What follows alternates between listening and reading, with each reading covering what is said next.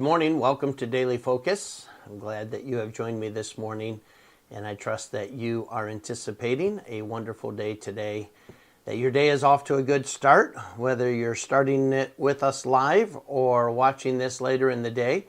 But I'm glad that you choose to share this time with me, and it is a joy of my heart to be able to share God's Word with you, some fuel to life and some opportunity to gain some truths about God's Word that will be applicable to what we will face today.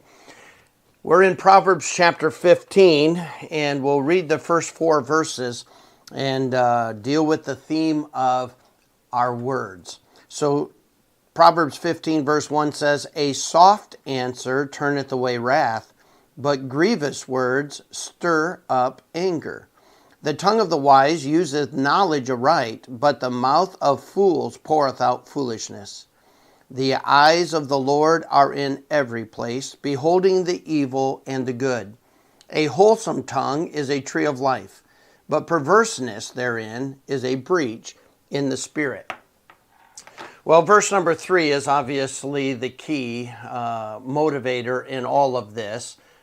It falls right in the context of verses before and after, specifically dealing with how we speak, how we use our tongue.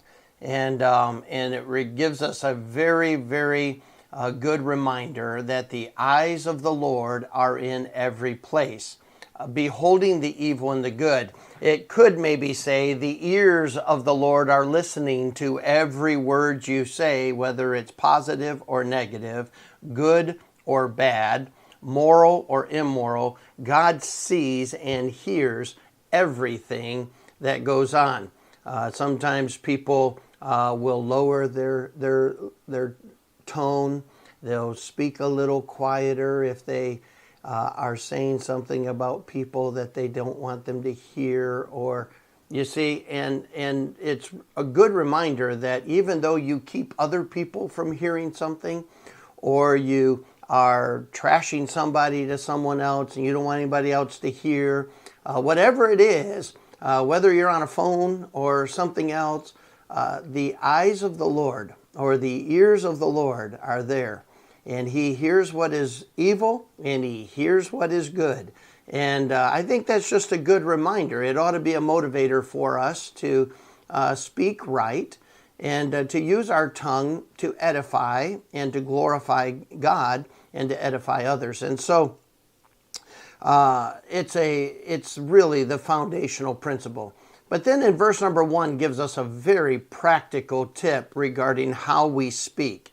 And it says to speak softly.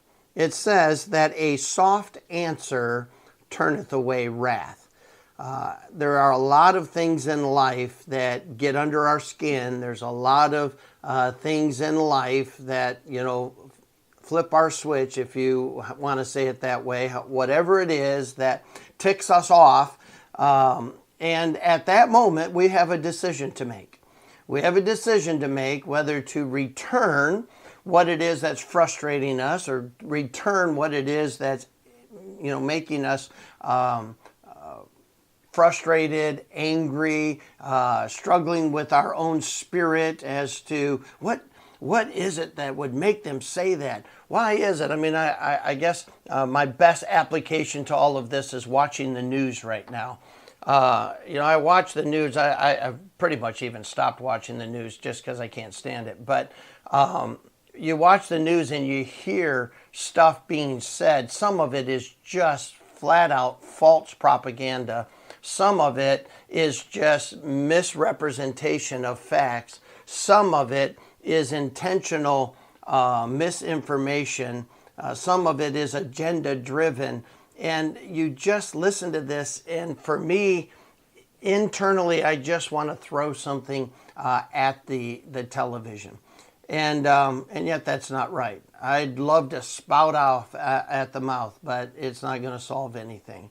And God reminds us that whatever it is, whatever you have faced, whatever you would really like to just utter out of your mouth at that moment, remember this: a soft answer turns away wrath. You can match your frustration with something that will frustrate them. You can match what has offended you with something that will offend them.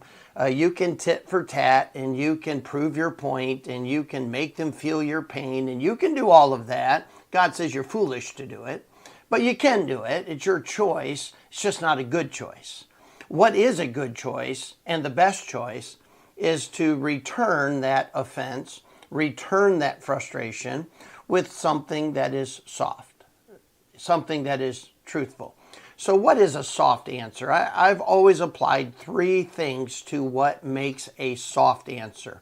And that is when I'm addressing somebody who is trying to anger me and I know they're trying to push my buttons, when I'm going to respond to somebody who is frustrating because they're off in left field on something, whatever it is, and I know I need to give a soft answer, then I have 3 things that are involved. One is it has to be honest.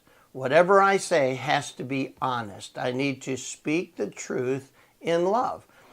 It might be that there are things that don't need to be said, but if I'm going to speak, then I should speak softly and I should speak honestly. In other words, it might not be something that they want to hear. It might be something that they need to hear, but I can say it in a soft tone. I can say it in a way that's a little easier to receive. I just have to be gracious. I have to be kind, but I do have to be honest. And so a soft answer always involves being honest. But the second part, which is really the most critical part, and that is I have to be humble. In other words, I can't make this about me. I can't be, it can't be about being right. It can't be about being persuasive. It can't be about changing their mind. There are avenues for debate. There are avenues for proclamation and preaching and motivation and all of that. But in conversation, in relationships, most of the time, it's not about trying to change their mind. Most of the time, it's just important that I humbly declare truth. Remember, we didn't write the truth, but we have the privilege and responsibility to declare it. And so I think it's important for us that when we're in those moments and we need to speak softly, which means I have to be honest, but I have to be humble. I can't make this about me. I can't make this about what I think, what I want. It can't be that in marital relationship or in parent-child relationships or even sometimes in a work relationship. It's about who's right. Well, you already lost this battle. You're not going to speak softly. You are not going to obey verse number 1. Whether or not you ever raise your voice, you're not going to use a soft answer because you're not humble. This has become about you. And so we have to be honest and we have to be humble, but we have to be holy. In other words, my answer needs to exalt Christ. My answer needs to be far away from sin and selfishness, and it has to lean itself completely in the direction of Christ and His character, that I'm accurately and appropriately reflecting Him. And so in that, verse number 2 says, the tongue of the wise uses knowledge right. So they know if to speak, and they know when to speak, and they know how to speak. They portray knowledge right. A fool doesn't have any filter. He just blurts it out, any context, any setting. He just utters his heart. He just utters his mind because he just doesn't have any wisdom. He buys the lie of foolishness. And then verse number 4 says, a wholesome tongue is a tree of life. If you can learn to use a soft answer appropriately, you will be a blessing. You will be a tree of life. But perverseness therein is a breach in the spirit. It's always going to affect the atmosphere and attitude of the relationship, of the group that you're with. And so God just simply reminds us once again that we need to speak softly. We need to speak soft answers, which means being honest, being humble, being holy. I trust you have a great day today. I look forward to seeing you tomorrow morning at 9 o'clock.